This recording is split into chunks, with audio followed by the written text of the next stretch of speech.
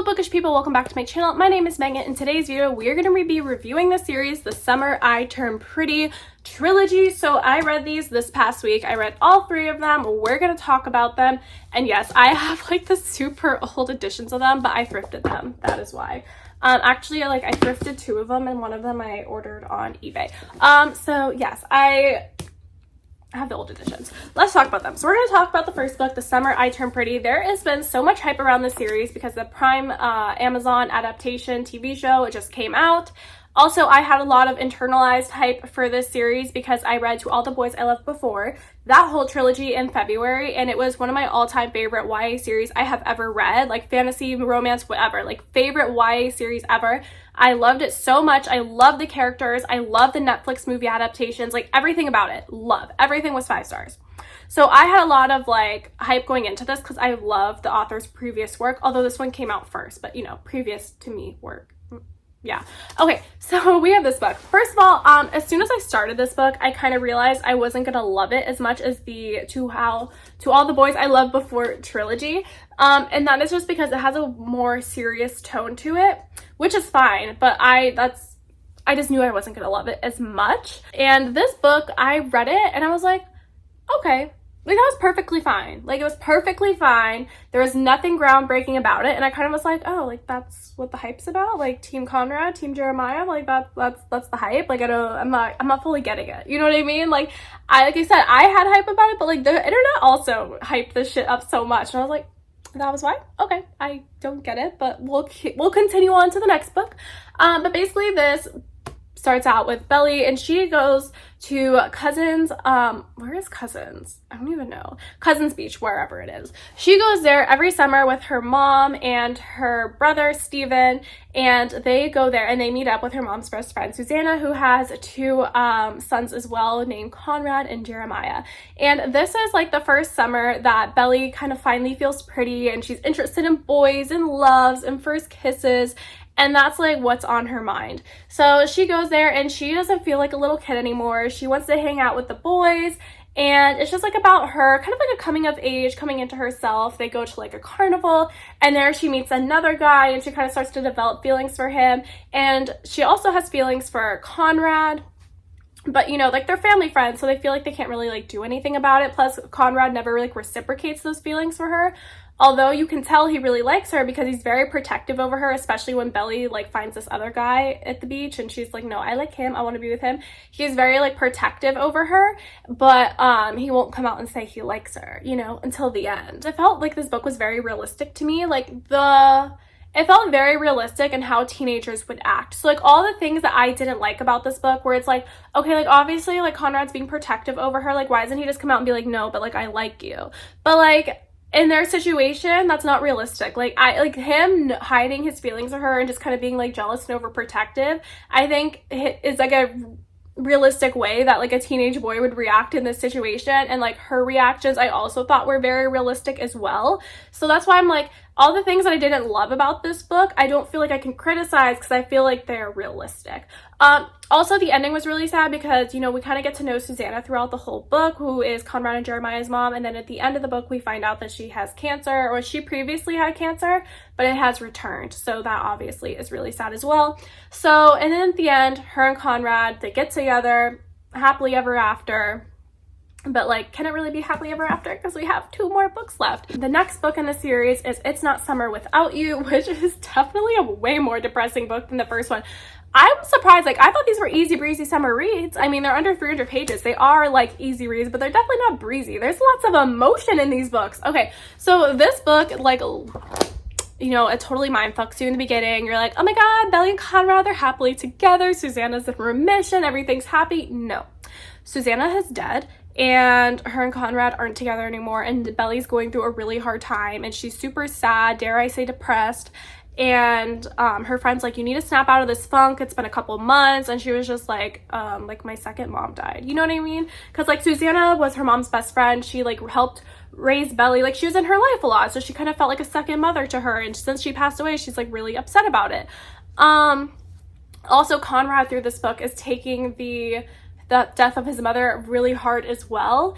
And the love triangle between the brothers and Belly is very prevalent in this book, because the first book there's really like a love triangle between like Belly, what was that guy's name? Cam? I feel like it was Cam, and Conrad. And then this book, the guy from the first book's not even mentioned in the other two books. You know, this one is really the love triangle between Belly and Conrad and Jeremiah. So after Susanna passes away, like, Conrad and Belly end up breaking up, and at his mother's funeral, Belly like catches Conrad in a room cuddling with his ex-girlfriend, and Belly gets really mad and she like storms out and she like makes a whole scene in front of everybody, tells him she hates him and never wants to see him again at his mother's funeral. And she's like, I know this is wrong, but I can't help myself. And I was like, oh my god, I'm literally about to die from secondhand embarrassment. Like, you know how I said in the first book I felt like all their actions were realistic? Like, no, like this action was not realistic. Like telling a guy at his mom's funeral in front of everybody that you hate him and you never want to see him again, and then cry and storm out. Like, I know you're emotional, but like, no, don't do that. I hated that. Like, ew, I cringed so hard during that part of the book. I was like, oh my god, how many more pages till we get over this? I hated that. So Conrad's kind of going through teenage rebellion and angst and like just like being depressed because his mom died, and he's off at college, but he goes missing. So Jeremiah enlists the help of Belly, and they basically go try to find him. They go to his college dorm. He's not there. They talk to his roommate, and they realize that he is in Cousins at the beach house. So Jeremiah and Belly go to the beach house, and Conrad is not happy to see them. He's especially not happy to see Belly, because he was like, you know, they have their whole drama going on about how they were together, then they broke up, and then she yelled at him at his mom's funeral. It's like a whole thing. And while we're there, we learn that Conrad is there because his dad is trying to sell the beach house, and he doesn't want that to happen. Also, their dad in this book, and actually throughout the whole series, he's like, oh my god, he's terrible. He's such a dick. I hate him. He's an asshole. So Belly like enlists the help of her mom, and then they talk Conrad and Jeremiah's dad into keeping the beach house. So from there, Jeremiah and Conrad and Belly all go home, and Jeremiah and Belly kiss. Conrad sees them kiss, and then it's a whole thing, and that he's just silent on the car ride home, and that's like the end of the book. So there's that one. Definitely a lot more like emotion, a lot more like depressing, and again, it was a 3.5 stars. Perfectly fine. Again, I'm waiting to see what the hype's about, because, you know, you never judge in the first book. You know, maybe the second book's better, maybe the third book. I was just like, where's the hype? Why is everyone hyping this up? Like, what's going on here? I still didn't understand the hype in the first book, definitely didn't understand it in the second book. And that leads us to book number, that was so like anticlimactic. That leads us to book number 3, We'll Always Have Summer, which has this hideous sticker on it. Okay, so we have this book, We'll Always Have Summer. This book, I felt like, this book I rated a 3 stars. The first 2 I rated 3.5 stars. This one I rated a 3 stars because I thought all the decisions the characters made were just terrible, but I still enjoyed it. You know what I mean? It's like, I was super entertained. This one I listened to the audiobook for it and like binged it. Like, I just did not stop listening to it. I listened to it in one go. I mean, the audiobook's not that long. It's like 6 hours. I listened to it on like 2 times speed. So it was like a 3-hour audiobook. You know what I mean? Listened to it in one go. Absolutely was like invested. But then I rated it 3 stars because I was like, wait, reflecting back on it, all these characters made terrible decisions. And this is the one I feel like I have like the most like about. You know what I mean? When we first started this book, I was very hopeful. So in the time jump, they're freshmen in college together, and it really shows like Belly has grown as a character a lot, and she's actually really mature. Like, for example, there's this girl who's talking to Jeremiah, and she's like, oh yeah, like by any standards, like this girl's hot. I heard she has a thing for my boyfriend, but like I don't even care because I'm so secure in our relationship. And I was like, oh my god, I love this. Like, applaud, like you're definitely growing up, especially compared to like the first 2 books. Like, love this. We love to see character development. And then that's all thrown away, just like out the door, because we find out that Jeremiah has cheated on Belly with that one girl. Her name's Lacey. And honestly, the cheating is just kind of like a Ross and Rachel, like we were on a break situation, because Jeremiah and Belly get in like to this huge fight. He goes on spring break, and then like he cheats on her, and Belly's like, I spent the whole spring break crying, and he's like partying and like fucking this girl. And at this point, her and Jeremiah didn't even have sex because, like, you know, she was like waiting, like, you know, she like took that seriously, like her virginity seriously, so she was waiting to have sex with him, and then when they're on a break for like 5 days he sleeps with somebody else. Like, come on now. So I hated that so much that had happened, because first of all, I just felt like it didn't track with Jeremiah's character. Like, we get to know him in the first 2 books and he always seems to have Belly's best interest in heart and like such like a loving person towards her. Like, even when she was with Conrad, I felt like he was always so loving towards her and it was so obvious he cared about her. So it's like, how do you go from that to like you guys get into a fight and then you sleep with somebody else within the span of like 72 hours? And so they meet up and she's literally like, I thought I was over it because we had some distance, and then as soon as I saw his face, she's like, I got like really sad again. And like, because she like, it all came back to her, right? That's how this meeting starts, is her saying that. This meeting ends and Jeremiah proposing to her and she said yes. He was like, this whole thing made me realize that like I really love you and I don't want to lose you, and can we get married? Okay, so like the first time y'all like break up, you're so sad that you sleep with another girl. The second time you guys break up, you're like, oh my god, I can't live without you, marry me. Like, no, like that doesn't make sense. And then Belly accepts. I'm sorry. Was a freshman at college at one point. I was like, I'm not a freshman anymore, but I was at one point and I was not that stupid. Like, I can understand like them and being in high school, young love, being stupid, jealous, whatever. Understand that. Relate. There's no way in which I can relate to this. There's literally no way in which I'm like, wait, no, that tracks with a freshman in college. What freshman in college finds out their boyfriend is cheating on them and then a week later is like engaged?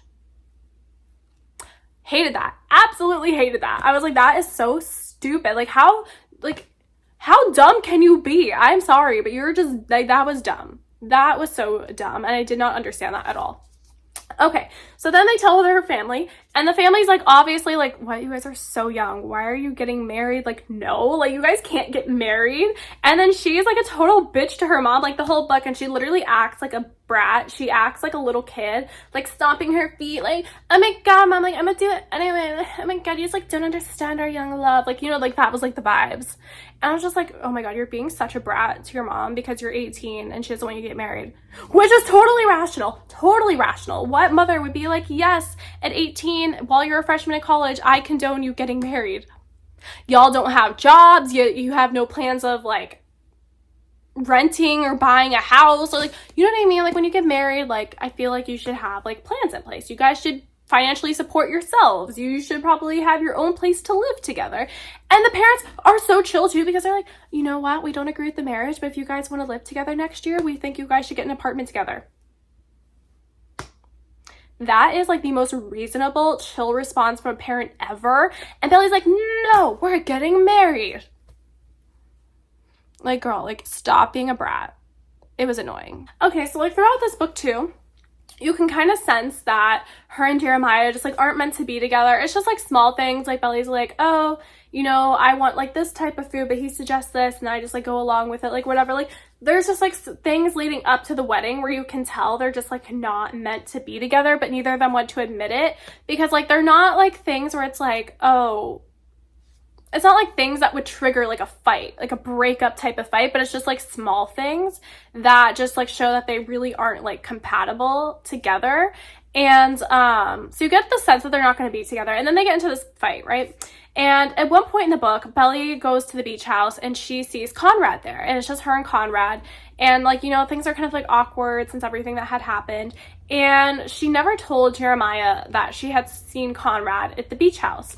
So Jeremiah, and during their fight was like, and you saw Conrad at the beach house and you never told me. He's like, Conrad told me, and like, it was weird because you never told me that you saw him there. Bro, you really, like, bro, you slept with another girl and never told her about it. Like, you were on a break. Like, I get it. Like, okay. But like, you never told her about it. And now you're going to be mad at her because she saw your brother at the house and didn't say anything. She didn't sleep with your brother. She didn't like kiss your brother. She didn't make out with him. She didn't do anything. That would be like cheating or cheating adjacent. But no, like, it's an issue. And you're going to yell at her about it when you literally fucked another girl. Make it make sense. Make it make sense. Like, Jeremiah was literally, like, unbearable in this book. I hated him. I hated him in this book. Unbearable of a character in this book. And so was Belly, to be honest. Honestly, they all were unbearable in this book. Okay, so then, the night before her wedding, Conrad is like, Belly, I love you. I want to be with you. And she's like, bro, why are you telling me this the day of my wedding? Or the night before my wedding? And it's like, yes, why are you doing that? Like, oh my god, like, these characters, like, their timing, their decisions, they're just, like, I agree, she should not have married Jeremiah, but, like, it is a little fucked up. Like, right before this girl's about to get married, you're gonna be like, I'm in love with you, like, be with me instead. Why didn't you tell her that before? Why tell her the night before? Like, you know what I mean? Like, why didn't you tell her that way before? Maybe when she got engaged. I don't know. Like, and I get it though, because like during, like, they weren't really like friends, but then throughout the wedding, like, I felt like she was planning the wedding more with like Conrad, like he was helping her with the planning. So like, I guess like, oh, he's realizing still his feelings for her, coming together, like whatever. But like, the night before her wedding, like, I know that's like some big romantic movie gesture, but like, I didn't fuck with it in this book. I think because like, reading this book, and by the end of the book, I like didn't want her to be with either of them, because I didn't like Conrad in the second book. He redeems himself in this book, but like Jeremiah I liked in the second book, but I hate in this book. Like, you know, like the brothers like basically just like swapped places. Like, one I liked in one book and one I didn't like in the other book. It's like swapped. And so it just made me be like, no, Belly, you should just like dump them both, go live your own life, and then just find another boyfriend that has nothing to do with these two, and then just like live your happily ever after. But whatever. So that all happens, and then the day of her wedding, Jeremiah disappears. Then they talk, and then they decide, okay, you know, let's just call off this wedding. Like, I don't think we're meant to be together, which, you know, a great decision. And so, but it's like, you guys could have done this earlier. Like, I know they don't talk about finances in this book, but you couldn't have done it earlier. Like, I doubt they were paying for the wedding at all. Like, their parents were probably paying for it. They're like, when you have wedding, you have like, especially the day of the wedding, like the girl already bought her dress, like engagement rings have been purchased, like catering, non-refundable things. Like, come on now, like, what are you doing? Like, oh my god, the immaturity in this book. So yeah, so that happens, and then after that, Belly decides she's gonna go do study abroad, be independent. And then while she's doing her study abroad, Conrad starts writing her letters, and then a couple years later, when they're like 24, 25, whatever, they end up getting married, and it's happily ever after. Yeah, so I already told you, I kind of wish Billy ended up with somebody who wasn't a brother. I gave that book a 3 stars because, like, again, I was like invested, so like it couldn't have been like a 2-star or a 1-star, because usually I reserve those for books like I don't care random at. Like, this one I cared, but like, I was just like, oh my god, like, the main characters are being stupid. It's like, I have to rate it 3 stars and not 3.5 stars. Like, you know, I had to get a 0.5 star knockoff because the first 2 books were 3.5. This one was a 3-star. So overall, I would say I don't understand the hype, but I'm glad I read them. It was a good time. I'm glad I got to know the characters. I thought, again, it was a good time. And I read this trilogy because when there's an adaptation out, and I know there's a book on it, I have to read the book first. Like, I can't watch a movie or a TV show without first reading the books, right? Because the books are always better. Reading these books made me not want to watch the adaptation, which sounds like I hate them, but I don't. But like, also too, like, they weren't that interesting. Like, they're all 3 stars, so like, why do I want to commit to a whole TV series? You know what I mean? You know what I mean? So that is everything I thought about these books. Let me know what you guys thought about these books down in the comments below, and I will see you guys in the next one. But I am happy that I read these books because, you know what, they're hyped up everywhere. I like to be in on it, and I am in on it. Don't understand the hype, but happy about it. Bye.